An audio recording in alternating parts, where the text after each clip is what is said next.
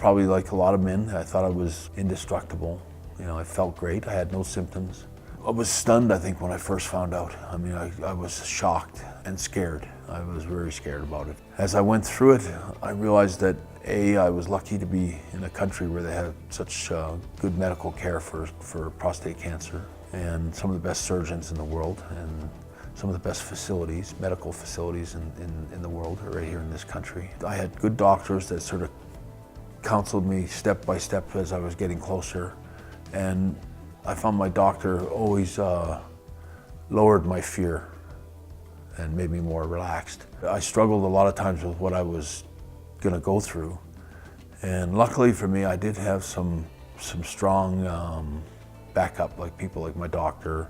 I had Bret here in town that gave me some amazing support, and just a few people that I knew that had dealt with cancer in a closer to my time period, like they were within a year or two of my time, that really helped me get through the whole experience. I consider myself a walking miracle again. I had some good doctors, and my PSA levels are 0 now, and I have no trace of cancer in my body. I feel like I'm on the other side of it. I want to do the same that people did for me, that gave me support and made me feel less fearful of what I was going through, and that there was the sun was going to come up the day after surgery, like it always does. I have such high regard for so many of the people that helped me through that whole process. The most important aspect of the whole thing is spousal support.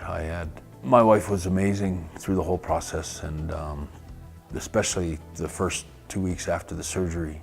I don't think I've ever been through anything quite so difficult. Like, it was it took a lot out of me. I could tell you just how I felt and how I looked after the surgery. I was pretty frail and it took a lot out of me. I think anyone going through prostate cancer surgery, it's critical to have spousal support or somebody that's with you like 24/7, at least for the first 2 weeks. I would say to men everywhere that don't be afraid of prostate cancer.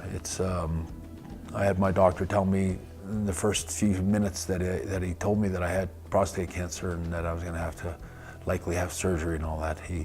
He told me, he stopped me, he said, the good news is it's one of those cancers that can be beaten. And I remember thinking, like rolling my eyes in my head and going, yeah, right. Like I was so devastated when I heard the news.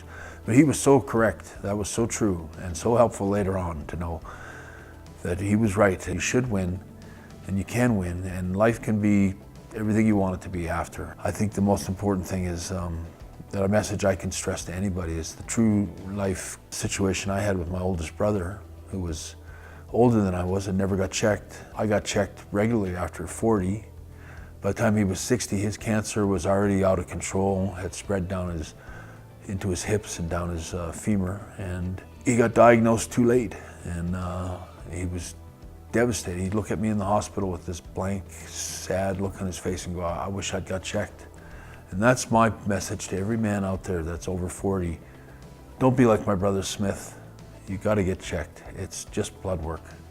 And don't be afraid to get checked. That it could be the most important decision of your life is to go get checked, especially after 40. There's no excuse.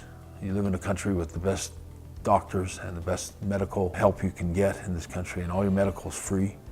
I'm so proud to be Canadian with the healthcare system up here. It's not perfect, but it's better than most anywhere else in the world. There's a strong message here for men to get checked. It's critical, and it's really important. It's not that big of a deal. It's not, all it is a blood test.